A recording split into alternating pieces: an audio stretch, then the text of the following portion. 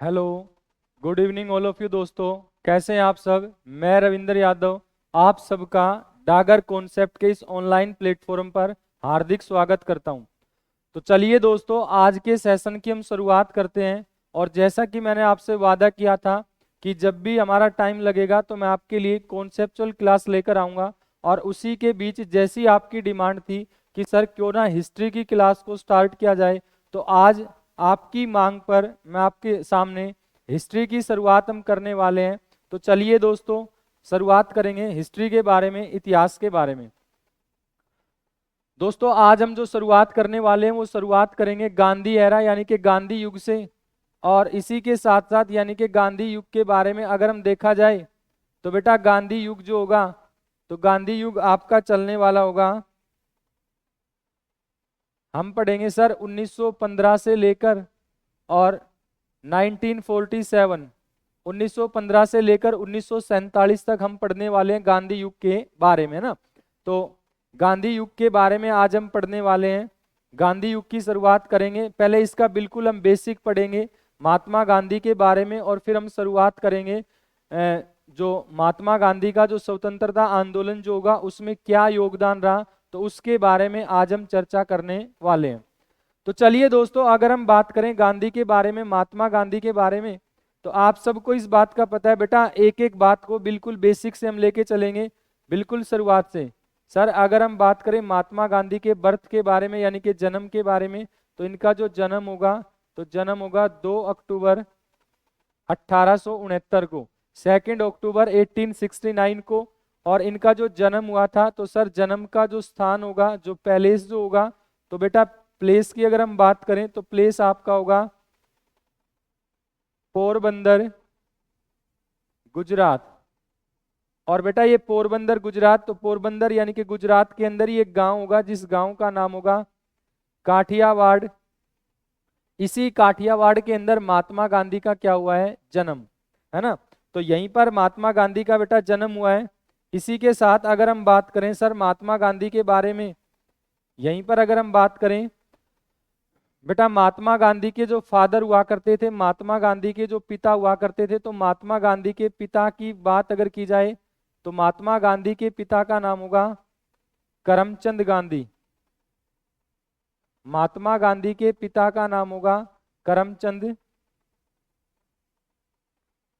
महात्मा गांधी के पिता का नाम होगा बेटा करमचंद गांधी।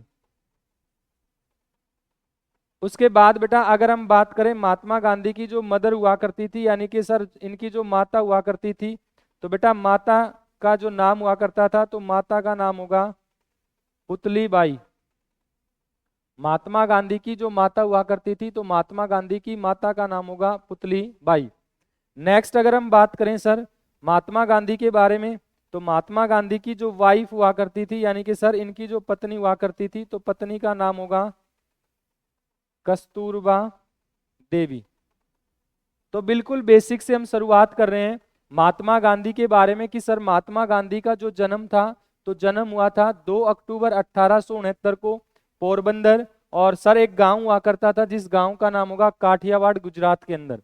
महात्मा गांधी के जो पिता हुआ करते थे, तो पिता का नाम होगा करमचंद गांधी।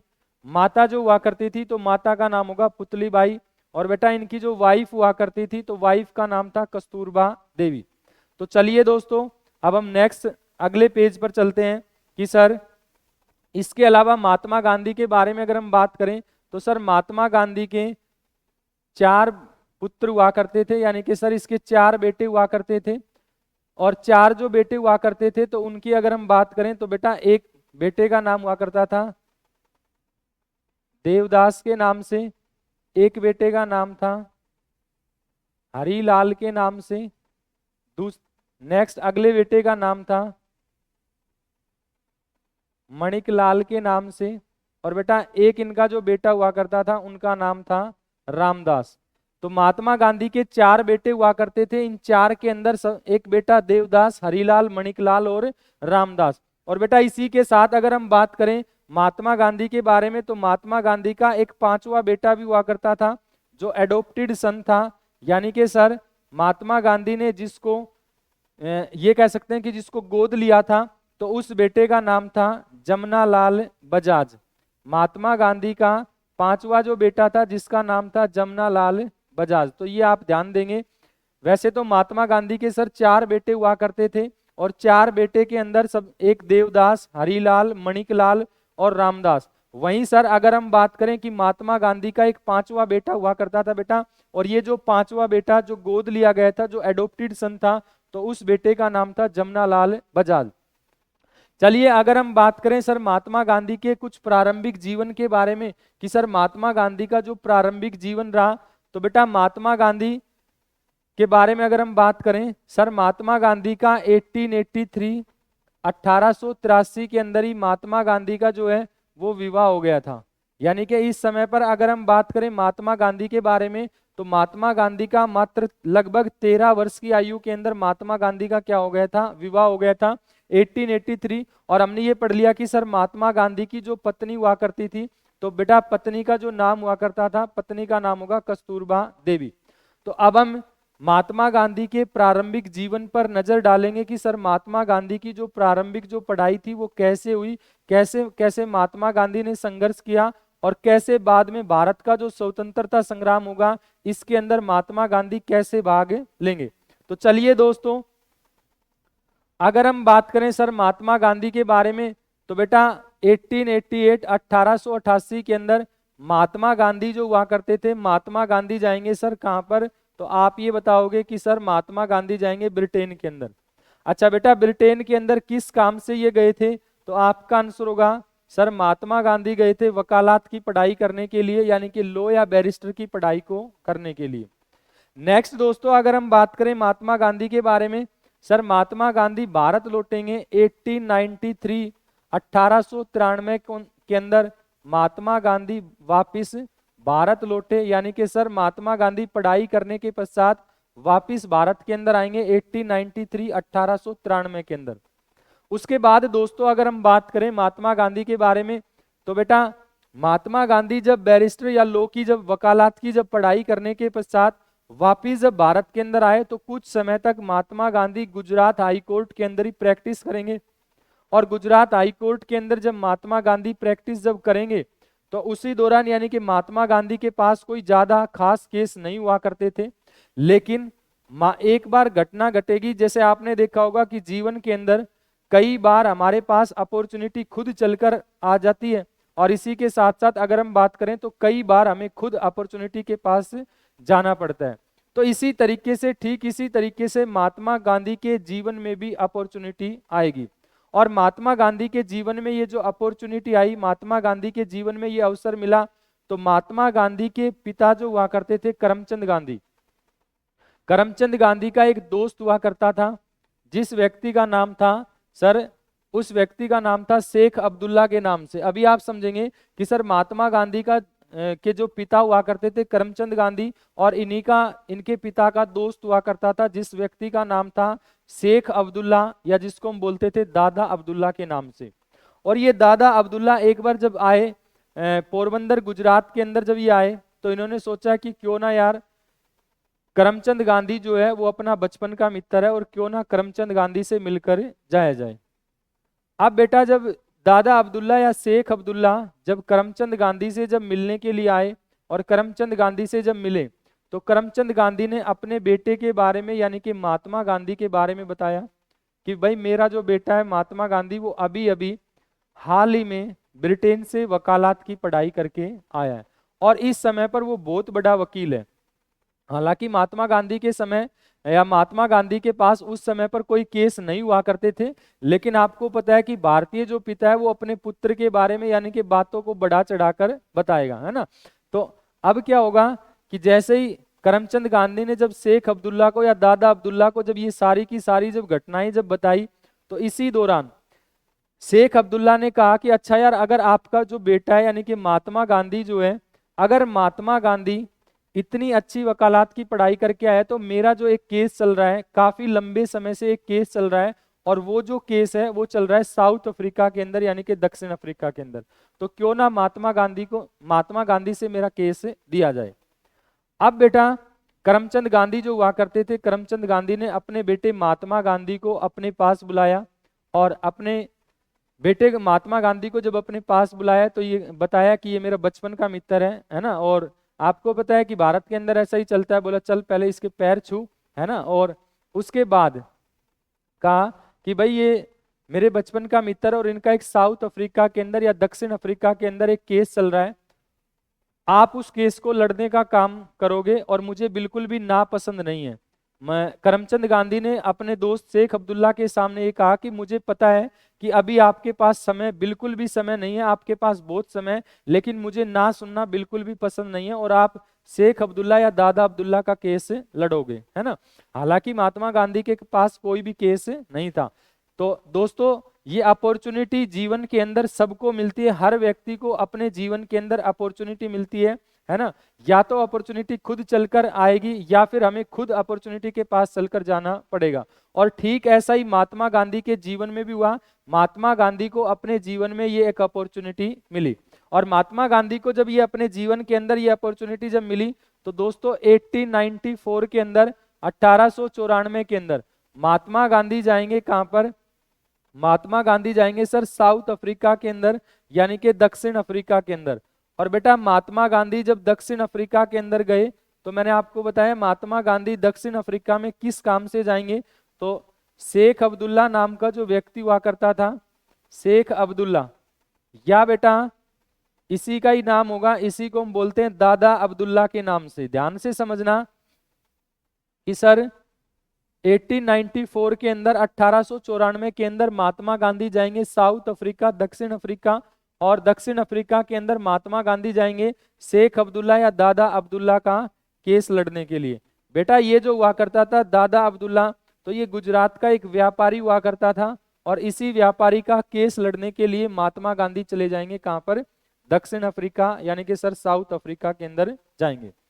अब बेटा जब 1894 के अंदर 1894 के अंदर महात्मा गांधी जब साउथ अफ्रीका के अंदर गए, जब दक्षिण अफ्रीका के अंदर जब महात्मा गांधी गए, तो महात्मा गांधी ने शेख अब्दुल्ला के केस को लड़ने के लिए दिन रात एक कर दी। दिन रात इन्होंने मेहनत की, काफी सारी पुस्तकों को इन्होंने पढ़ा, और काफी सारी पुस्तकों को पढ़ने के पश्चात शेख अब्दुल्ला जो व्यापारी हुआ करता था, इसके केस को 2-3 हियरिंग के अंदर ही, 2-3 सुनवाई के अंदर ही, यानी कि इसके केस को जिता दिया। यानी कि शेख अब्दुल्ला जो हुआ करता था वो इस केस को जीत गया। और बेटा शेख अब्दुल्ला जब इस केस को जीता तो शेख अब्दुल्ला ने खुश होकर महात्मा गांधी को काफी सारी राशि इसको दी प्रोत्साहन के रूप में। और जब महात्मा गांधी को जब प्रोत्साहन के रूप में जब ये काफी कुछ राशि जब मिली, तो इसी के साथ साथ बेटा अगर हम बात करें, जब महात्मा गांधी को जब ये राशि मिली तो महात्मा गांधी ने सोचा कि भाई क्यों ना अफ्रीका के अंदर आए हैं, और अफ्रीका के अंदर जब आए हैं तो चलो थोड़ा बहुत साउथ अफ्रीका को भी एक्सप्लोर कर लेते हैं, साउथ अफ्रीका के अंदर भी घूम लेते हैं, है ना। महात्मा गांधी ने कहा कि कुछ समय तक यहीं पर अफ्रीका के अंदर वाका वाका अफ्रीका करते हैं। और जब महात्मा गांधी यानी कि ये घूमने के लिए या साउथ अफ्रीका को एक्सप्लोर करने के लिए बेटा जब ये निकलेंगे, तो महात्मा गांधी ने क्या किया कि जब महात्मा गांधी जब घूमने के लिए निकलेंगे तो महात्मा गांधी जाएंगे बेटा, एक स्थान हुआ करता था साउथ अफ्रीका के अंदर जिस स्थान का नाम था डरबन। और बेटा इस डरबन से महात्मा गांधी जाएंगे सर किस तरफ, एक सेकंड बेटा, महात्मा गांधी जो होंगे तो महात्मा गांधी जाएंगे सर प्रिक्टोरिया। एक जगह हुआ करती थी साउथ अफ्रीका के अंदर जिस जगह का नाम होगा प्रिक्टोरिया। तो ध्यान से समझना सर, महात्मा गांधी जब साउथ अफ्रीका के अंदर या दक्षिण अफ्रीका के अंदर होंगे तो महात्मा गांधी डरबन से जाएंगे प्रिक्टोरिया। और महात्मा गांधी जब डरबन से प्रिक्टोरिया नामक स्थान पर जब घूमने के लिए निकले तो महात्मा गांधी ने उस समय पर फर्स्ट जो कोच हुआ करता था या एसी जो कोच हुआ करता था उसी के अंदर महात्मा गांधी ने अपना रिजर्वेशन करा रखा था। और उसके अंदर जब रिजर्वेशन करा रखा था और महात्मा गांधी जब उस कोच के अंदर फर्स्ट कोच के अंदर जब डरबन नामक स्थान से जब चढ़े, डरबन नामक स्थान से जब इस ट्रेन के अंदर जब महात्मा गांधी जब बैठेंगे तो अंग्रेजों ने ये देखा कि उस समय पर सारे के सारे जो उस कोच के अंदर जितने भी लोग हुआ करते थे वो सारे के सारे अंग्रेज थे, और उसके अंदर सिर्फ और सिर्फ एक व्यक्ति था महात्मा गांधी। अब जैसे ही अंग्रेजों की नजर पड़ी तो अंग्रेज बेटा उस समय पर बहुत ज्यादा भेदभाव किया करते थे। यानी कि सर कहने का अर्थ ये हुआ गोरे और कालों के बीच में बहुत ज्यादा भेदभाव हुआ करता था, और गोरे और कालों के बीच में जब बहुत ज्यादा जब भेदभाव हुआ करता था, तो इसी बीच अंग्रेजों ने महात्मा गांधी से पूछा कि आपको इस ट्रेन में या इस कोच के अंदर बैठने का अधिकार किसने दिया। तो भाई आपको पता है कि वकील जो है, वकीलों की एक बड़ी गंदी आदत होती है ना, वो किसी से भी यानी कि उलझने का उनका बड़ा शौक होता है। वो किसी भी बात को लेकर जिद कर बैठते हैं या आर्ग्यूमेंट कर लेते हैं, बहस कर लेते हैं ना, उनकी एक बड़ी गंदी आदत होती है।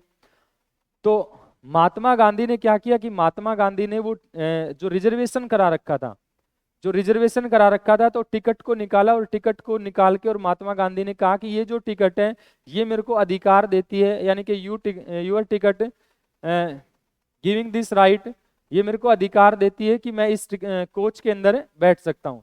तो जैसे ही महात्मा गांधी ने सॉरी अंग्रेजों ने जब देखा, अंग्रेजों ने जब इस टिकट को देखा, तो महात्मा गांधी को बेटा 2-4 अच्छे थप्पड़ लगा दिए ना। और जब 2-4 अच्छे थप्पड़ लगाए, तो महात्मा गांधी के जब एक गाल पर थप्पड़ लगाया, तो महात्मा गांधी ने भी दूसरा गाल आगे कर दिया। महात्मा गांधी को ये लगा कि शायद अंग्रेजों को शर्म आएगी, लेकिन बेटा अंग्रेज कहीं ना कहीं महात्मा गांधी से भी बहुत ज्यादा यानी कि एक तरीके से ये कह सकते हैं कि वो बेशरम थे अंग्रेज, है ना। और उन्होंने महात्मा गांधी ने जब दूसरा गाल किया, तो महात्मा गांधी के दूसरे गाल पर भी थप्पड़ लगा दिया। तो बेटा इसी बीच महात्मा गांधी को यानी कि बहुत शर्मिंदा होना पड़ा, और महात्मा गांधी एक अच्छे खासे परिवार से हुआ करता था, है ना। आप इसी बात से अंदाजा लगा सकते हो कि सर 1888 के दौरान, 1888 के दौरान महात्मा जो गांधी हुआ करते थे, वो वकालत की पढ़ाई करने के लिए, वकालत की पढ़ाई करने के लिए महात्मा गांधी कहाँ पर गए थे? ब्रिटेन। तो आप इसी बात से अंदाजा लगा सकते हो कि महात्मा गांधी सर एक अच्छे खासे परिवार से हुआ करता था। तो बेटा जब ये डरबन से प्रिक्टोरिया की तरफ जा रहा था, तो अंग्रेजों ने महात्मा गांधी को ट्रेन से बाहर फेंक दिया, और ट्रेन से जो बाहर फेंका, तो उस समय पर महात्मा गांधी को जब ट्रेन से सर बाहर फेंका, तो एक स्टेशन आएगा जिस स्टेशन का नाम होगा मैरिट्सबर्ग। ध्यान से समझना बेटा, एक स्टेशन होगा जिस स्टेशन का नाम क्या होगा? मैरिट्सबर्ग। इसी मैरिट्सबर्ग नामक रेलवे स्टेशन पर महात्मा गांधी को ट्रेन से धक्का दे दिया और इनको क्या कर दिया? बाहर फेंक दिया, है ना। जब बाहर फेंका, तो इसी के साथ साथ महात्मा गांधी को ये देखने को मिला कि भाई यहाँ पर तो लोगों के साथ बहुत ज्यादा भेदभाव हो रहा है, गोरे और कालों के बीच में बहुत ज्यादा क्या किया जाता है? भेदभाव किया जाता है। तो अब आप ध्यान से इस बात को समझेंगे बेटा, जैसे ही महात्मा गांधी को जब ये एक तरीके से इस तरीके की बातों का जब इनको सामना करना पड़ा, तो आप एक साइंस का एक एक्सपेरिमेंट समझिए। जैसे क्या होगा कि आप एक बाउल लेंगे और उस बाउल के अंदर कुछ पानी डाल देंगे, और उसके अंदर जब आप कुछ पानी डालेंगे, तो उस पानी को हीट के ऊपर यानी कि आग के ऊपर आप रखेंगे, और आप ये देखेंगे कि धीरे धीरे वो पानी क्या होगा? गर्म। लेकिन बेटा जब उसके अंदर हमने पानी रखा था, तो उसी बाउल के अंदर हमने एक फ्रॉग यानी कि सर एक मेंढक को भी डाल दिया, और पानी जब गर्म हुआ, तो धीरे धीरे धीरे धीरे यानी कि वो जो फ्रॉग था, वो जो मेंढक था, वो पानी के अकॉर्डिंग, पानी के टेम्परेचर के अकॉर्डिंग यानी कि अपने आप को ढाल लेगा। पानी गर्म होता चला जाएगा, लेकिन वो अपने टेम्परेचर को भी मेंढक जो है वो उस पानी के अकॉर्डिंग ढाल लेगा। लेकिन सर एक ऐसी सिचुएशन आएगी, एक ऐसी परिस्थिति आएगी जिस दौरान जब पानी अच्छा खासा जब गर्म होगा, तो उस मेंढक की मृत्यु उस पानी के अंदर क्या हो जाएगी? यानी कि उस पानी के अंदर उसकी मृत्यु हो जाएगी। और बेटा दूसरी जो कंडीशन होगी वो ये होगी कि आपने एक बाउल लिया और उसके अंदर अच्छा खासा गर्म पानी डाला और उसके अंदर मेंढक को डाल दिया। तो जैसे ही आप मेंढक को डालोगे, तो वो मेंढक तुरंत यानी कि छलांग लगाकर और उस पानी से क्या आ जाएगा? बाहर, है ना। तो दो कंडीशन है, एक तो आप अंग्रेज जो अत्याचार करते आ रहे थे, तो लोगों के साथ अत्याचार होता जा रहा था, होता जा रहा था, लोग इस चीज से परेशान थे। और दूसरा एक ये तरीका था कि अंग्रेज अगर अत्याचार करेंगे तो हम उनके ऊपर यानी कि उनके खिलाफ आवाज उठाएंगे। तो महात्मा गांधी ने क्या किया कि महात्मा गांधी साउथ अफ्रीका के लोगों से ये कहेगा कि भाई अंग्रेज आपके साथ इतना अत्याचार करते हैं, गोरे और कालों के बीच में इतना भेदभाव किया जाता है, तो क्यों आप इनका विरोध क्यों नहीं करते, है ना। तो उन्होंने क्या कहा कि इनका हम विरोध कैसे करेंगे भाई, अंग्रेजों का विरोध कैसे करेंगे, या इनका विरोध कैसे करना चाहिए। तो महात्मा गांधी ने कहा कि आप ऐसा करो, आप मेरा साथ दो और मैं इनका विरोध करूंगा। तो साउथ अफ्रीका के लोगों ने कहा या दक्षिण अफ्रीका के लोगों ने कहा कि ठीक है, तो हम आपका साथ देते हैं, बताओ लकड़ी डंडे निकाल कर लेकर आते हैं, है ना। और तो महात्मा गांधी ने कहा कि हम जो विरोध करेंगे, हम इनके खिलाफ जो आंदोलन करेंगे तो ये लकड़ी डंडे से नहीं करेंगे।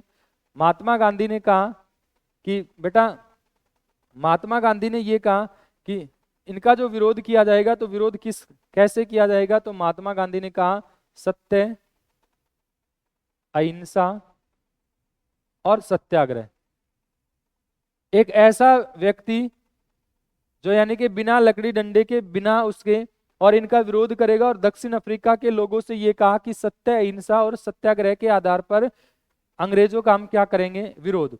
और अंग्रेजों का जब विरोध करेंगे तो इसी दौरान महात्मा गांधी 1894 के अंदर, बेटा 1894 के अंदर महात्मा गांधी जो हुआ करते थे, तो 1894 सर 1894 के अंदर यही महात्मा गांधी एक कांग्रेस की स्थापना करेगा, जिस कांग्रेस का नाम होगा नेटाल कांग्रेस के नाम से। कई बार का प्रीवियस ईयर का क्वेश्चन है कि नेटाल कांग्रेस की स्थापना कब की गई थी, तो बेटा आपका आंसर होगा 1894 के अंदर हुई थी सर। और ये जो नेटाल कांग्रेस की जो स्थापना होगी तो भाई ये कहां पर हुई थी, तो आपका आंसर होगा सर साउथ अफ्रीका के अंदर या दक्षिण अफ्रीका के अंदर महात्मा गांधी ने नेटाल कांग्रेस की क्या की थी, स्थापना की थी। ये आप ध्यान रखेंगे। इसके बाद बेटा महात्मा गांधी लगातार साउथ अफ्रीका के अंदर अंग्रेजों का विरोध करेंगे, है ना, और अंग्रेजों का विरोध करते रहेंगे महात्मा गांधी साउथ अफ्रीका के अंदर। और महात्मा गांधी जब साउथ अफ्रीका के अंदर जब विरोध करते रहेंगे तो इसी के साथ 1906 के अंदर यही महात्मा गांधी महात्मा गांधी जो हुआ करते थे, जब अंग्रेजों का जब साउथ अफ्रीका के अंदर जब ये विरोध करेंगे तो यही महात्मा गांधी 1904 के अंदर एक आश्रम की स्थापना करेंगे, जिस आश्रम का नाम होगा फिनोक्स आश्रम। ध्यान रखेंगे 1904 के अंदर महात्मा गांधी के द्वारा एक आश्रम की स्थापना की गई, जिस आश्रम का नाम होगा फिनोक्स आश्रम के नाम से। अंग्रेजों का विरोध करने के लिए आश्रम की स्थापना की जाएगी, जिस आश्रम का नाम क्या होगा, फिनोक्स आश्रम। उसके बाद बेटा महात्मा गांधी 1906 के अंदर 1906 के अंदर महात्मा गांधी ने पहली बार दक्षिण अफ्रीका में पहली बार सत्याग्रह किया। आपसे क्वेश्चन करेगा महात्मा गांधी ने अपने जीवन में पहली बार सत्याग्रह कब किया, तो आपका आंसर होगा 1906। और महात्मा गांधी ने अपने जीवन में जो पहली बार जो सत्याग्रह किया था वो किया था बेटा 1906 के अंदर साउथ अफ्रीका के अंदर। सर सत्याग्रह का अर्थ क्या होगा, है ना, आपके मन में आएगा, आपके मन में ये डाउट रहेगा कि सर सत्याग्रह क्या होगा। सत्याग्रह का अर्थ होता था बेटा अन्न का त्याग करके और अपनी बातों को अंग्रेजों से मनवाना या अपनी बातों को मनवाना। और महात्मा गांधी के अंदर ये एक गजब कला हुआ करती थी, यानी कि अपनी बातों को मनवा के, यानी कि सत्याग्रह करके, है ना। जैसा मैंने आपको ये बताया कि महात्मा गांधी का जो विवाह हुआ था वो 1883 के अंदर महात्मा गांधी का क्या हुआ था, विवाह हुआ था। और महात्मा गांधी का जब 1883 के अंदर विवाह हुआ तो आप सबको इस बात का पता है कि महिला जो होती है, फीमेल जो होती है, फीमेल जब नाराज होती है तो वो अपना बहुत कुछ नुकसान कर देती है, लेकिन पुरुष जब नाराज होता है तो पुरुष कभी भी गुस्से के अंदर अपना नुकसान कभी भी नहीं करता, वो दूसरों का नुकसान करता है। और महात्मा गांधी ने ये एक गजब कला सीख रखी थी सत्याग्रह की, और ये सत्याग्रह की बेसिकली इन्होंने जो है वो अपनी पत्नी यानी कि कस्तूरबा देवी से सीख रखी थी, है ना। जैसे कस्तूरबा देवी को शादी के बाद जब भी महात्मा गांधी से कोई भी बात मनवानी होती थी तो वो क्या करती थी, खाना नहीं खाती थी, है ना, महात्मा गांधी से बातचीत नहीं करती थी, और फिर महात्मा गांधी को उनकी बातों को मानना पड़ता था। तो महात्मा गांधी ने कस्तूरबा देवी से इस बात को सीख लिया। और बेटा इसी के साथ अगर हम बात करें, पुरुष जो होता है, पुरुष की अगर हम बात करें, जब बेटा पुरुष गुस्से के अंदर होता है तो पुरुष कभी भी अपना नुकसान नहीं करता, वो हमेशा दूसरों का नुकसान करता है। आपने देखा होगा कि जब भी पुरुष नाराज होगा तो पुरुष दबा के तो खाएगा, है ना, और हो सकता है कि कुछ पी भी ले साथ में। तो अब इसी दौरान 1906 के अंदर महात्मा गांधी दक्षिण अफ्रीका में पहली बार सत्याग्रह करेगा। उसके बाद बेटा ये साउथ अफ्रीका के अंदर ही रहेगा महात्मा गांधी। और 1910 के अंदर महात्मा गांधी के द्वारा एक आश्रम की स्थापना की जाएगी, जिस आश्रम का नाम होगा टोल्स्टॉय आश्रम के नाम से। ध्यान से समझना सर, 1910 के अंदर महात्मा गांधी के द्वारा साउथ अफ्रीका के अंदर या दक्षिण अफ्रीका के अंदर टोल्स्टॉय आश्रम की क्या की गई थी, स्थापना की गई थी। तो बेटा कुछ बातें मैंने आपको बताई महात्मा गांधी के जीवन के ऊपर, बिल्कुल बेसिक बेसिक बातें मैंने आपसे बताई कि सर महात्मा गांधी की अगर हम बात करें, गांधी युग की अगर बात करें तो गांधी युग बेटा आपका चलेगा 1915 से 1947।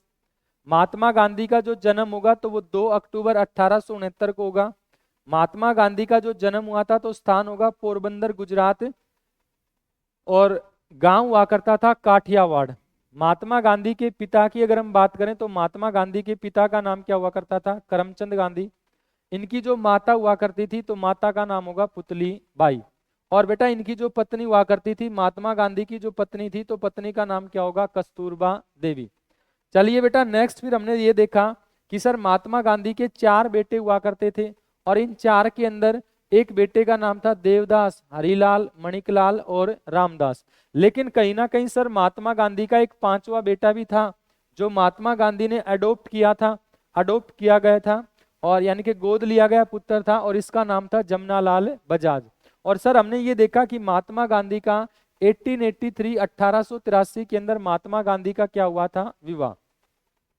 उसके बाद बेटा अगर हम बात करें महात्मा गांधी के प्रारंभिक जीवन पर अगर हमने नजर डाली तो हमने ये कहा कि सर महात्मा गांधी 1888 के अंदर ब्रिटेन में वकालत की पढ़ाई करने के लिए गए। उसके बाद बेटा अगर हम बात करें 1893 के अंदर महात्मा गांधी वापिस भारत लौटेंगे। 1894 के अंदर यही महात्मा गांधी साउथ अफ्रीका जाएंगे, दक्षिण अफ्रीका जाएंगे, किस लिए, तो शेख अब्दुल्ला या दादा अब्दुल्ला का केस लड़ने के लिए। और बेटा हमने ये देखा कि सर ये जो शेख अब्दुल्ला या ये जो दादा अब्दुल्ला हुआ करता था तो सर ये एक गुजरात का व्यापारी हुआ करता था। उसके बाद बेटा जब ये महात्मा गांधी साउथ अफ्रीका के अंदर या दक्षिण अफ्रीका के अंदर जब शेख अब्दुल्ला या दादा अब्दुल्ला का केस लड़ने के लिए गए तो केस को 2-3 हियरिंग के अंदर ही सिमटा दिया। दादा अब्दुल्ला इस केस को जीत गया, और दादा अब्दुल्ला जब इस केस को जीता तो बेटा साउथ अफ्रीका के अंदर ही महात्मा गांधी घूमने के लिए निकलेगा, और महात्मा गांधी जाएगा डरबन से प्रिक्टोरिया। और हमने पढ़ा कि सर जब ये डरबन से प्रिक्टोरिया जब जाएगा तो महात्मा गांधी ने फर्स्ट कोच का रिजर्वेशन करा रखा था, और इसी रिजर्वेशन के दौरान जब ये इस कोच के अंदर चढ़ा तो अंग्रेजों ने महात्मा गांधी से आर्ग्यूमेंट की, बहस की, और महात्मा गांधी को इस फर्स्ट कोच में बैठने का अधिकार नहीं दिया। यानी कि एक तरीके से सर गोरे और कालों के बीच में भेदभाव किया गया, और महात्मा गांधी को बाहर फेंका गया। एक स्टेशन आएगा मैरिट्सबर्ग, और यहीं महात्मा गांधी को बाहर फेंका गया। और फिर महात्मा गांधी 1894 के अंदर साउथ अफ्रीका के लोगों से बातचीत करेगा और कहेगा कि आपके साथ बहुत ज्यादा भेदभाव हो रहा है। महात्मा गांधी के जीवन में या महात्मा गांधी के मन में एक बात आई कि भाई एक पढ़े लिखे इंसान के साथ जब इतना अत्याचार हो रहा है, इतना भेदभाव हो रहा है, तो आम जनता के साथ कितना भेदभाव हो रहा। और जब ये बात हुई तो बेटा इसी दौरान महात्मा जो गांधी हुआ करते थे वो साउथ अफ्रीका के लोगों से बातचीत करेंगे, और महात्मा गांधी ने कहा कि आप मेरा साथ दो और मैं अंग्रेजों का क्या करूंगा, विरोध। और महात्मा गांधी ने कहा कि अंग्रेजों का विरोध किस आधार पर किया जाएगा, सत्य, अहिंसा और सत्याग्रह के आधार पर। और 1894 के अंदर बेटा यही महात्मा गांधी साउथ अफ्रीका के अंदर नेटाल कांग्रेस की क्या करेगा, स्थापना। उसके बाद बेटा फिर हमने ये देखा कि sir Mahatma Gandhi south Africa के अंदर रहेंगे, और 1904 के अंदर फिनोक्स आश्रम की स्थापना करेंगे। 1906 के अंदर दक्षिण अफ्रीका में पहली बार सत्याग्रह किया। 1910 में टोल्स्टॉय आश्रम की क्या की, स्थापना की। तो चलिए नेक्स्ट घटना के बारे में पढ़ते हैं सर। अगर हम बात करें महात्मा गांधी के बारे में तो बेटा अब आप सबको ये पता है कि जो फर्स्ट वर्ल्ड वॉर की जो घटना घटेगी, प्रथम विश्व युद्ध की जो घटना घटेगी, प्रथम विश्व युद्ध की घटना घटेगी 1914 से लेकर 1918 तक। सर जो फर्स्ट वर्ल्ड वॉर चला था, जो प्रथम विश्व युद्ध चला था, तो ये जो प्रथम विश्व युद्ध होगा ये कब से कब तक चलेगा, तो बेटा 1914 से लेकर 1918 तक फर्स्ट वर्ल्ड वॉर हमारा चलेगा। और इसी फर्स्ट वर्ल्ड वॉर के दौरान यही महात्मा गांधी 9 जनवरी 1915 को वापिस लौटेंगे, रिटर्न यानी कि वापिस लौटेंगे सर कहां पर, भारत। 1915 के अंदर 9 जनवरी 1915 को यही महात्मा गांधी वापिस लौटेंगे बेटा कहां पर, भारत के अंदर 9 जनवरी 1915 को। बेटा अगर हम बात करें अब इसके बारे में, महात्मा गांधी के बारे में अगर हम बात करें तो अब महात्मा गांधी यानी कि साउथ अफ्रीका से सर वापिस लौट चुके हैं भारत के अंदर। तो अब हम बात करेंगे कुछ महात्मा गांधी के जीवन पर, कुछ और बेसिक बातें हम करेंगे और फिर उसके बाद हम शुरुआत करने वाले हैं। तो नेक्स्ट आप ये समझिएगा कि सर महात्मा गांधी की अगर हम बात करें तो महात्मा गांधी के जो राजनीतिक जो गुरु हुआ करते थे, राजनीतिक गुरु या सर इनके जो पॉलिटिकल टीचर हुआ करते थे, महात्मा गांधी के जो पॉलिटिकल टीचर या महात्मा गांधी के जो राजनीतिक गुरु हुआ करते थे, पॉलिटिकल टीचर या राजनीतिक गुरु, तो बेटा इनके जो राजनीतिक गुरु थे तो महात्मा गांधी के राजनीतिक गुरु का नाम था गोपाल कृष्ण गोखले। ध्यान से समझना, मैं बिल्कुल आराम से आपको समझा रहा हूं, सारी की सारी जो बातें वो बिल्कुल आराम से बता रहा हूं। महात्मा गांधी के राजनीतिक गुरु या महात्मा गांधी के जो पॉलिटिकल टीचर हुआ करते थे, तो बेटा इनके जो पॉलिटिकल टीचर हुआ करते थे तो उनका नाम क्या था, गोपाल कृष्ण गोखले। बेटा अगर हम यहीं पर अगर हम बात करें सर महात्मा गांधी के स्पिरिचुअल टीचर जो हुआ करते थे, यानी कि सर महात्मा गांधी के जो आध्यात्मिक गुरु हुआ करते थे, तो महात्मा गांधी के आध्यात्मिक गुरु कौन थे, ध्यान से समझना सर महात्मा गांधी के आध्यात्मिक गुरु कौन थे। तो बेटा आध्यात्मिक गुरु की अगर हम बात करें तो महात्मा गांधी के आध्यात्मिक गुरु थे रविंद्रनाथ टैगोर। तो इनके बारे में भी आपसे पूछ लेगा कि महात्मा गांधी का राजनीतिक गुरु कौन था और महात्मा गांधी का स्पिरिचुअल टीचर आध्यात्मिक गुरु कौन था, तो आध्यात्मिक गुरु कौन हो जाएगा, रविंद्रनाथ टैगोर। चलिए दोस्तों अगर हम बात करें नेक्स्ट इसके ऊपर चर्चा करें सर महात्मा गांधी के बारे में अगर हम चर्चा करें तो महात्मा गांधी की एक प्रिय शिष्य हुआ करती थी, महात्मा गांधी की बेटा एक प्रिय शिष्य थी या इसकी की एक डिसाइबल हुआ करती थी जिसका नाम था मैडलिन सेन के नाम से। तो महात्मा गांधी की एक पर प्रिय शिष्य हुआ करती थी या फेमस डिसाइबल हुआ करती थी जिसका नाम था मैडलिन सेन के नाम से। चलिए नेक्स्ट अब हम बात करेंगे सर महात्मा गांधी के बारे में। महात्मा गांधी के बारे में अगर हम बात करें तो मैंने बेटा आपको ये बताया कि सर 1915 के अंदर महात्मा गांधी जो हुआ करते थे, महात्मा गांधी बेटा वापिस लौटेंगे, भारत आएंगे वापिस, return back India.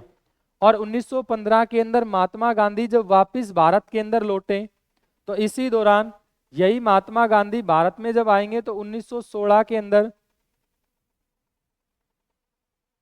Set up by Sabarmati आश्रम, बेटा इन्हीं के द्वारा एक आश्रम की स्थापना की जाएगी जिस आश्रम का नाम होगा साबरमती आश्रम। तो 1916 के अंदर यही महात्मा गांधी जो हुआ करते थे तो ये स्थापना करेंगे सर किसकी, साबरमती आश्रम की। और साबरमती आश्रम की यानी कि क्या करेंगे, स्थापना।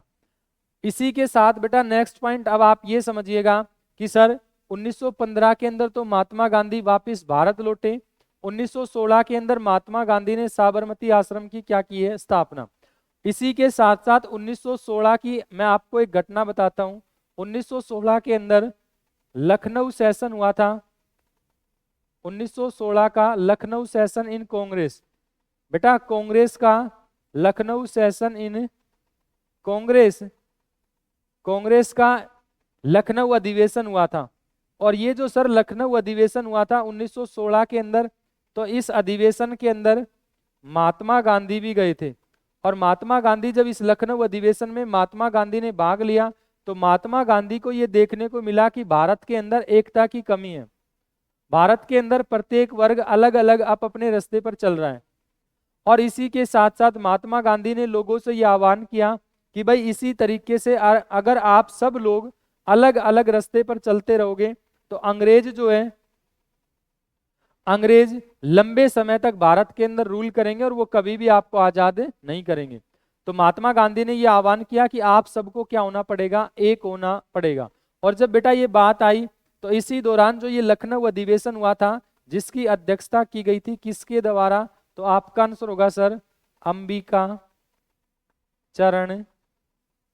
अंबिका चरण मजूमदार। इसकी जो अध्यक्षता की गई थी तो अध्यक्षता की गई थी अंबिका चरण मजूमदार के द्वारा।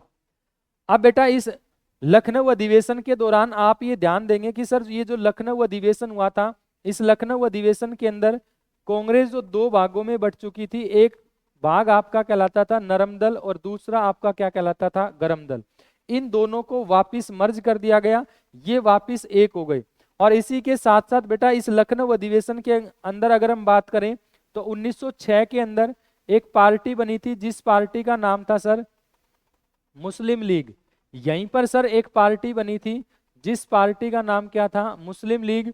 और ये जो मुस्लिम लीग नाम की जो पार्टी बनी थी, मुस्लिम लीग नाम की जो पार्टी बनी थी, तो ये भी 1916 के इस लखनऊ अधिवेशन में इसको भी कांग्रेस में क्या कर दिया गया, मिला दिया गया। यानी कि कांग्रेस और मुस्लिम लीग जो होगी अब ये दोनों की दोनों एक मंच पर क्या करेगी, काम। तो 1916 के अंदर महात्मा गांधी के आह्वान पर जो लखनऊ पैक्ट या लखनऊ जो समझौता हुआ, तो सर इस लखनऊ समझौते के अंदर लखनऊ जो समझौता हुआ था, लखनऊ जो पैक्ट हुआ था जिसकी अध्यक्षता अंबिका चरण मजूमदार ने की थी, तो इसी दौरान कांग्रेस जो दो भागों के अंदर बट चुकी थी, जो कहलाती थी नरम दल और दूसरा आपका कहलाता था गरम दल। और ये जो नरम दल और गरम दल एक हो गए। और इसी के साथ साथ सर 1906 के अंदर जो मुस्लिम लीग जो पार्टी बनी थी, ये मुस्लिम लीग पार्टी को भी वापस किसके अंदर शामिल कर दिया गया, कांग्रेस। यानी कि अब सर ये भी दोनों एक मंच पर क्या करेगी, काम करेगी। तो चलिए दोस्तों इसके बाद नेक्स्ट हम घटना पढ़ते हैं सर। इसके बाद अगली जो घटना घटेगी तो वो क्या घटेगी सर, नेक्स्ट महात्मा गांधी की अगर हम बात करें तो 1916 के अंदर घटना घटेगी महात्मा गांधी के जीवन से। 1916 के अंदर एक फेमस सत्याग्रह होगा जिस सत्याग्रह का नाम होगा चंपारण सत्याग्रह। यहीं से अब आप समझना, इससे पहले हमने जितनी भी बातें पढ़ी तो वो सारी की सारी जो बातें थी वो फैक्चुअल बातें थी, बहुत सारी जो बातें थी तो वो फैक्चुअल बातें थी। लेकिन अब हम जो है अपने टॉपिक की शुरुआत कर रहे हैं। अब पूरा का पूरा जो होगा वो हमारा कॉन्सेप्ट लेवल चलेगा सर, कैसे कैसे, यानी कि महात्मा गांधी का अब जो स्वतंत्रता आंदोलन की अगर हम बात करें तो इसमें क्या भागीदारी रही, तो इसके ऊपर अब हम डिस्कशन करने वाले हैं। तो बेटा 1916 के अंदर एक सत्याग्रह होगा जिस सत्याग्रह का नाम होगा सर चंपारण सत्याग्रह के नाम से। बेटा ये जो चंपारण जो जगह हुआ करती थी, तो आप बताओगे कि सर ये जो चंपारण जो स्थान था, चंपारण स्थान आपका कहां पर था, बिहार के अंदर। वहीं दोस्तों अगर हम बात करें चंपारण के बारे में, तो बेटा ये जो चंपारण जो सत्याग्रह किया था, तो सर इसका जो रीजन था, इसका जो कारण था, चंपारण सत्याग्रह का जो कारण था, इसका जो रीजन था, तो रीजन क्या था, तो बेटा ध्यान देंगे यहां पर खेती की जाती थी सर नील की। यहां पर खेती की जाएगी किसकी, नील की खेती। और बेटा ये जो नील की खेती जो की जाएगी तो ध्यान से समझना, यहां पर क्या होता था, एक प्रथा चलती थी जिस प्रथा का या जिस सिस्टम का नाम था जिसको हम बोलते थे तीन कठिया प्रथा। ध्यान से समझना सर, यहां पर एक प्रथा चलेगी जिस प्रथा का नाम क्या होगा, तीन कठिया प्रथा। अब बेटा ये जो तीन कठिया जो प्रथा चलती थी, तो कहने का अर्थ ये हुआ कि सर अंग्रेज जो हुआ करते थे वो 3/20 भाग पर खेती करवाया करते थे किसकी, नील की। 3/20 भाग पर ये जो नील की खेती की जाती थी, तो यही आपकी क्या कहलाती थी, तीन कठिया प्रथा। अब बेटा अगर हम बात करें इस चंपारण सत्याग्रह के बारे में कि सर 1916 के अंदर ये जो चंपारण सत्याग्रह हुआ, तो इसका मैंने आपको रीजन बताया। यहाँ पर जो किसान लोग हुआ करते थे उन किसानों के द्वारा एक धरना दिया गया, और उस धरने का कारण ये था कि यहाँ पर सर जो नील की खेती की जाती थी, तो अंग्रेज जो है, अंग्रेज यानी कि 3/20 भाग पर जो नील की खेती करवाते थे जिसको हम बोलते थे तीन कठिया प्रथा के नाम से। और इसी के साथ साथ इसी दौरान क्या हुआ कि बेटा जो ये जिस भूमि पर नील की खेती की जाती थी, एक तो वो भूमि बंजर हो जाती थी, और अब की बार जो नील थी वो केमिकल वाली नील अंग्रेजों ने खरीदनी शुरू कर दी, यानी कि किसानों की नील को खरीदने से इनकार कर दिया। तो किसानों के अंदर एक भारी रोष था, गुस्सा था, और इसीलिए किसान जो लोग हुआ करते थे, चंपारण के जो किसान हुआ करते थे, चंपारण के किसानों के द्वारा, चंपारण के किसानों के द्वारा बेटा यहीं पर एक आंदोलन या एक धरना दिया गया। और जैसे ये धरना दिया गया तो बेटा यहाँ का जो एक लोकल लीडर हुआ करता था, यहाँ पर एक लोकल लीडर हुआ करता था जिस व्यक्ति का नाम था, या स्थानीय नेता हुआ करता था सर, यहाँ का जो स्थानीय नेता था या ये जो लोकल लीडर हुआ करता था, इस व्यक्ति का नाम था राजकुमार, राजकुमार शुक्ला। और बेटा ये जो राजकुमार शुक्ला नाम का जो व्यक्ति हुआ करता था, यही महात्मा गांधी को, यही व्यक्ति महात्मा गांधी को क्या करेगा, इनवाइट करेगा। इनवाइट करेगा कहां पर, बिहार के अंदर चंपारण नामक स्थान पर इसको बुलाएगा। यानी कि सर महात्मा गांधी को जो चंपारण नामक स्थान पर जो इनवाइट किया गया था, तो वो किसके द्वारा किया गया था, तो आपका आंसर होगा राजकुमार शुक्ला के द्वारा इनको इनवाइट किया गया था। चलिए अब हम नेक्स्ट बात करते हैं सर चंपारण सत्याग्रह के बारे में। तो चंपारण सत्याग्रह के अंदर जब महात्मा गांधी को इनविटेशन मिला, महात्मा गांधी को जब निमंत्रण मिला, तो सर मेन लीडर के रूप में, मेन लीडर के रूप में या मुख्य नेता के रूप में, ध्यान देगा, मुख्य नेता के रूप में जो व्यक्ति जाएगा तो उस व्यक्ति का नाम होगा बेटा महात्मा गांधी।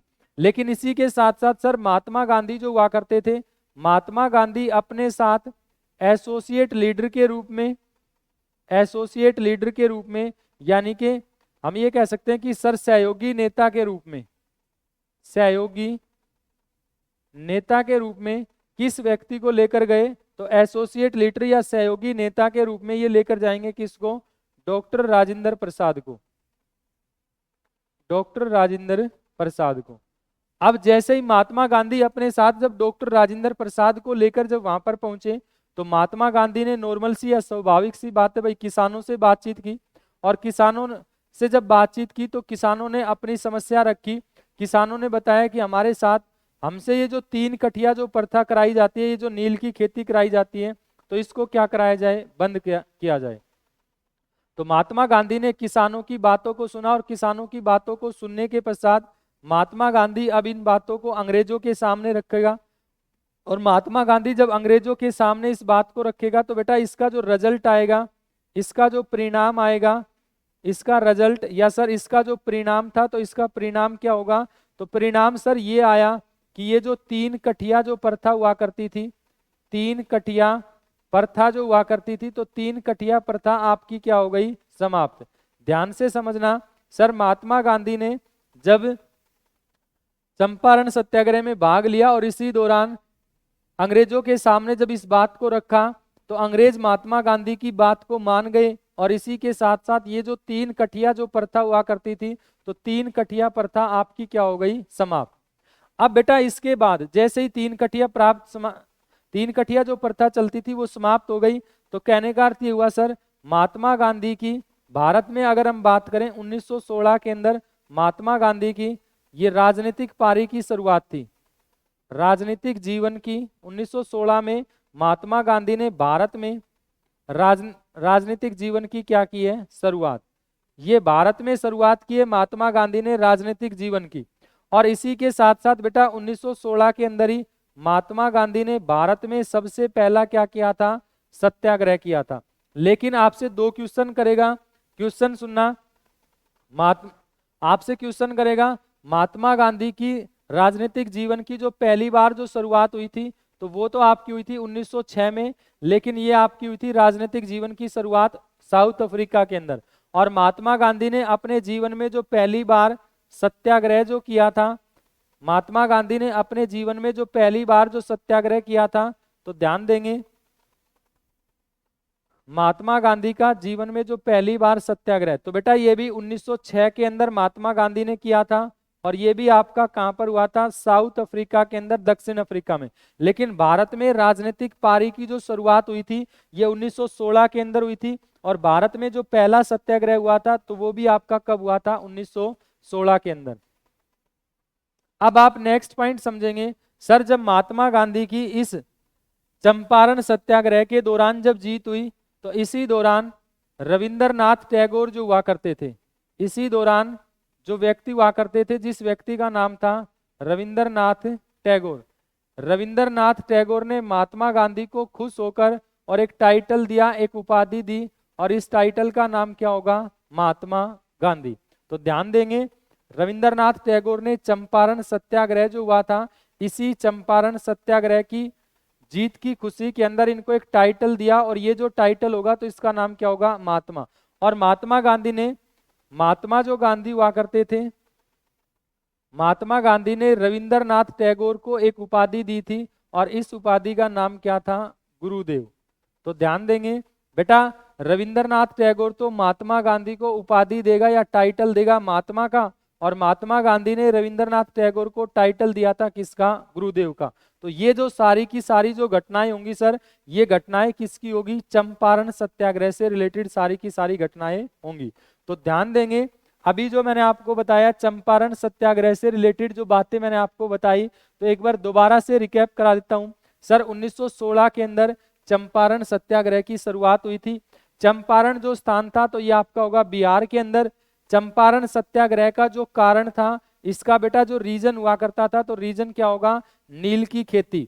और यहाँ पर एक प्रथा चलती थी, यहाँ पर एक सिस्टम चलता था, जिस सिस्टम का नाम था 3 कठिया प्रथा। यानी कि सर 3/20 भाग पर क्या करनी पड़ती थी? नील की खेती करनी पड़ती थी। इसी के साथ सर महात्मा गांधी को जब चंपारण के किसानों ने जब यहाँ पर धरना दिया, जब यहाँ पर आंदोलन जब किया, तो वहां का एक लोकल लीडर, वहां का एक स्थानीय नेता हुआ करता था, जिस व्यक्ति का नाम था सर राजकुमार शुक्ला के नाम से। और इस राजकुमार शुक्ला जो हुआ करता था, राजकुमार शुक्ला ने ही महात्मा गांधी को क्या किया था? इनवाइट किया था। तो अब आप ये ध्यान देंगे कि भाई राजकुमार शुक्ला ने इनवाइट किया था। अब महात्मा गांधी मुख्य नेता के रूप में चंपारण के अंदर जाएंगे, महात्मा गांधी सहयोगी नेता के रूप में जाएगा डॉक्टर राजेंद्र प्रसाद। फिर बेटा जब इसका महात्मा गांधी ने जब किसानों की बातों को जब सुना, तो महात्मा गांधी अब अंग्रेजों से बातचीत करेंगे, और अंग्रेजों से जब महात्मा गांधी जब बातचीत करेंगे, तो अब आप ये ध्यान देंगे सर, अब आप ये ध्यान देंगे कि इसका जो रिजल्ट या इसका जो परिणाम रहा, तो परिणाम क्या रहा? तो आप अच्छे से ये समझेंगे कि इसका परिणाम सर ये रहा कि ये जो 3 कठिया जो प्रथा चलती थी, वो 3 कठिया प्रथा क्या हो गई? समाप्त। और इसी के साथ साथ ये जो 3 कठिया जब प्रथा समाप्त हुई, तो बेटा 1916 के अंदर महात्मा गांधी की भारत में राजनीतिक जीवन की क्या थी? शुरुआत। और इसी के साथ महात्मा गांधी ने 1916 के अंदर अपने जीवन में पहली बार क्या किया था? सत्याग्रह किया था। लेकिन ध्यान रखेंगे सर, महात्मा गांधी ने अपने जीवन में जो पहली बार जो सत्याग्रह किया था, पहला जो सत्याग्रह किया था वो 1906 के अंदर किया था। और सर ये कहां पर किया था? तो आपका आंसर होगा साउथ अफ्रीका के अंदर किया था।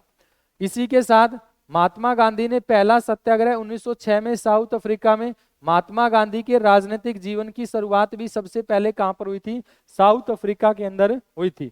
तो चलिए दोस्तों नेक्स्ट फिर हमने ये देखा कि सर जब महात्मा गांधी की इस चंपारण सत्याग्रह के दौरान जब जीत हुई, तो रविंद्रनाथ टैगोर ने महात्मा गांधी को एक टाइटल दिया महात्मा का, और महात्मा गांधी ने भी रविंद्रनाथ टैगोर को एक उपाधि दी, जिस उपाधि का नाम क्या होगा? गुरुदेव के नाम से। तो यहां तक सबको क्लियर है क्या? इतनी बातें सबको समझ में आई क्या? एक बार फटाफट मेरे को आप ये सब लोग ये बताइएगा कि सर इतनी, हाँ सर इतनी बात हम सबको अच्छे से समझ में आ गई, इतनी बात हम सबको अच्छे से समझ में आ गई। तो चलिए फिर हम नेक्स्ट शुरुआत करते हैं दोस्तों। महात्मा गांधी इसके बाद 1918 के अंदर एक नेक्स्ट घटना घटेगी बेटा, और ये जो घटना घटेगी तो ये घटना आपकी होगी अहमदाबाद मील मजदूर हड़ताल। अहमदाबाद मील मजदूर हड़ताल 1918 के अंदर घटना घटेगी अहमदाबाद मील मजदूर हड़ताल।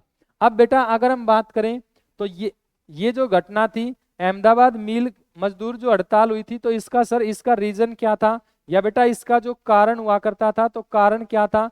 तो कारण आप ये समझेंगे सर, यहाँ पर जो मील हुआ करती थी और मील के अंदर काम करते थे मजदूर, और बेटा ये जो मजदूर काम किया करते थे, तो इन मजदूरों का यहाँ पर एक बीमारी फैल गई थी, जिस बीमारी का नाम था प्लेग।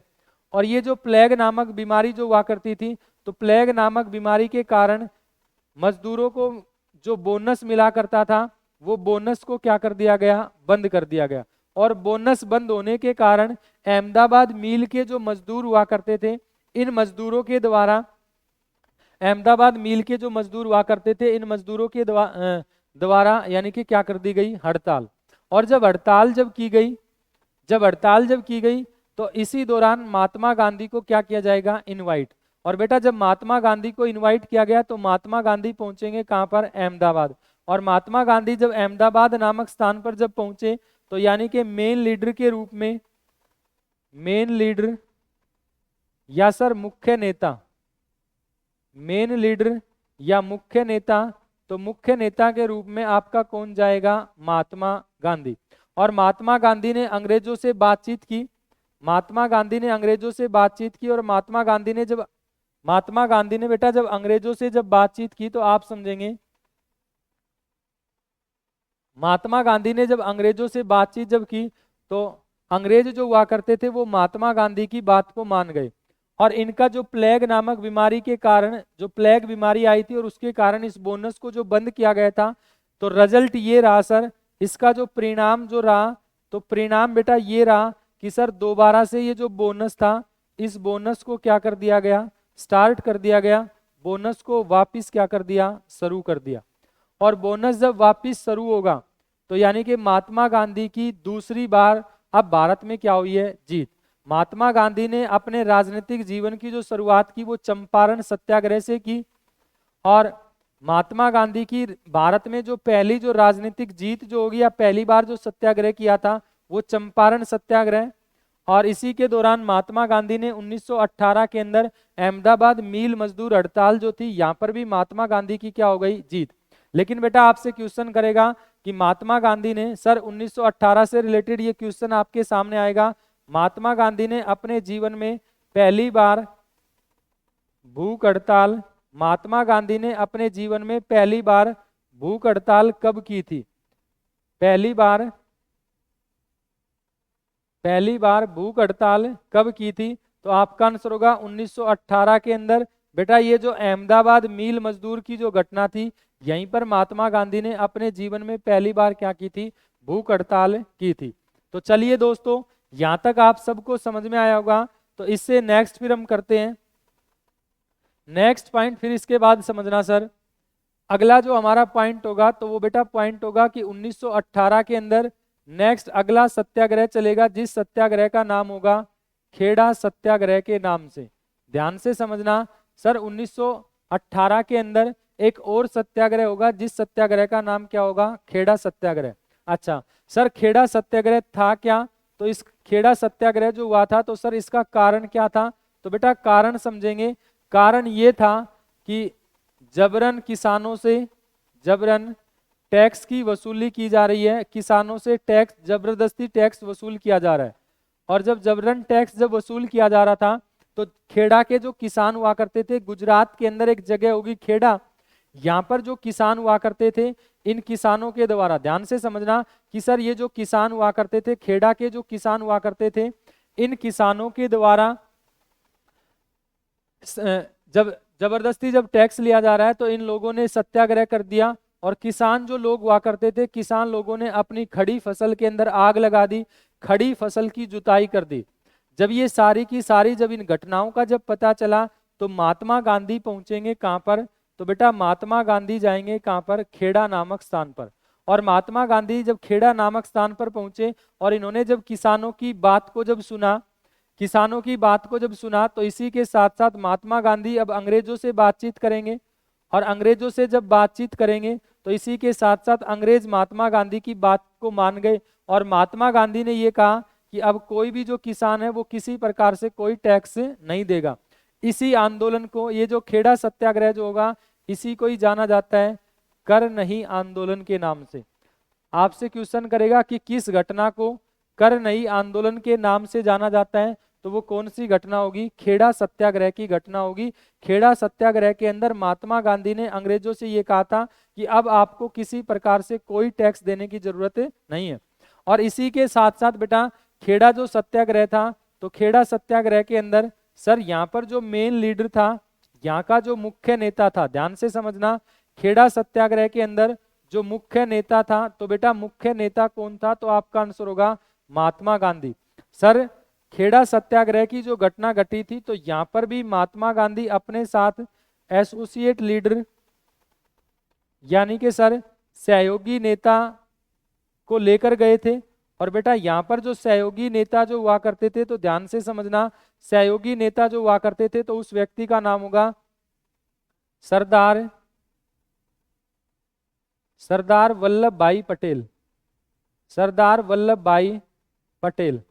और बेटा ये जो सरदार वल्लभ भाई पटेल हुआ करते थे, अब इनसे क्वेश्चन बनेगा सरदार वल्लभ भाई पटेल की पहली राजनीतिक जीवन की शुरुआत, पहली राजनीतिक जीवन की,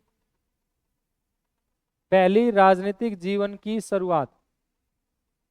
तो ध्यान देंगे किसी भी तरीके से आपसे क्वेश्चन कर सकता है। खेड़ा सत्याग्रह 1918 के अंदर हुआ और 1918 के अंदर खेड़ा सत्याग्रह का कारण क्या था? तो बेटा लोगों से जबरदस्ती टैक्स वसूल किया जा रहा है। महात्मा गांधी खेड़ा के अंदर जब इस बात का पता चला तो महात्मा गांधी पहुंचेंगे खेड़ा नामक स्थान पर, और खेड़ा नामक स्थान पर जब ये पहुंचे तो अंग्रेजों से पहले किसानों से बातचीत की, और किसानों से बातचीत करने के पश्चात फिर ये अंग्रेजों से मिलेंगे। और अंग्रेजों से जब मिले तो अंग्रेजों ने महात्मा गांधी की बात को मान लिया, और इसी के साथ साथ अंग्रेजों ने कहा कि यानी कि अंग्रेजों ने टैक्स लेने से अब क्या कर दिया, मना। लेकिन इसी के साथ साथ महात्मा गांधी ने इस खेड़ा सत्याग्रह को इसी खेड़ा सत्याग्रह को कहा था कर नहीं आंदोलन के नाम से। और इस खेड़ा सत्याग्रह के अंदर जो मुख्य नेता के रूप में जो व्यक्ति जाएगा वो जाएगा महात्मा गांधी। सहयोगी नेता के रूप में जो व्यक्ति वहां पर पहुंचेगा सरदार वल्लभ भाई पटेल। और बेटा ये सरदार वल्लभ भाई पटेल की राजनीतिक जीवन की पहली क्या थी, शुरुआत थी। तो अब आपको ये देखने को मिला कि सर महात्मा गांधी जो हुआ करते थे, महात्मा गांधी ने भारत के अंदर जितने भी आंदोलन चलाए, सबसे पहला हमने पढ़ा कि सर 1917 के अंदर चंपारण सत्याग्रह, यहाँ पर भी महात्मा गांधी की जीत हुई। उसके बाद फिर हमने ये देखा 1918 के अंदर जो अहमदाबाद मील मजदूर जो घटना घटी उसके अंदर भी महात्मा गांधी की जीत हुई। और उसके बाद हमने ये देखा कि सर 1918 के अंदर जो खेड़ा सत्याग्रह हुआ, खेड़ा सत्याग्रह के अंदर भी महात्मा गांधी की क्या हुई, जीत। और जब तीनों के अंदर जीत हुई तो अंग्रेजों को कहीं ना कहीं ये डर सताने लगा। अंग्रेजों को ये लगा कि अगर महात्मा गांधी इसी तरीके से अपनी बातों को अंग्रेजों से मनवाता रहा, लगातार अगर इसी तरीके से महात्मा गांधी की भारत में जीत होती रही, क्योंकि जैसे जीत होती थी तो महात्मा गांधी के जो फॉलोवर थे वो बढ़ते चले गए, महात्मा गांधी की फैन फॉलोइंग भारत के अंदर बढ़ती चली गई। तो अंग्रेजों को ये लगा कि शायद महात्मा गांधी अगर इसी तरीके से अपनी बातों को मनवाता रहा तो समय से पहले अंग्रेजों को भारत जो है वो क्या करना पड़ेगा, छोड़ना पड़ेगा। तो ये सारी की सारी घटनाएं घटेगी, है ना। तो अब जो है आज हम यहीं तक करेंगे, और उसके बाद मैं नेक्स्ट सेशन के अंदर आपको बताऊंगा कि सर खेड़ा सत्याग्रह के बाद कौन कौन सी घटना घटी। महात्मा गांधी के स्वतंत्रता आंदोलन के बारे में हम नेक्स्ट क्लास के अंदर चर्चा करेंगे। तो तब तक के लिए धन्यवाद, थैंक यू सो मच सभी का।